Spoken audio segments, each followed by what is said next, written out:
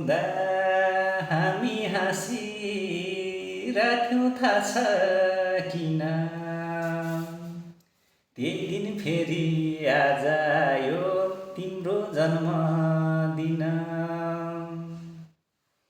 हाम्रो खुसी जिउने आधार खासौ तिमी छोरी तिम्रो ओठमा हाँसो खुसी छाओस् सधैँभरि असल बन्नु ज्ञानी बन्नु रहोस् त्यो मनतिर रोग व्याधि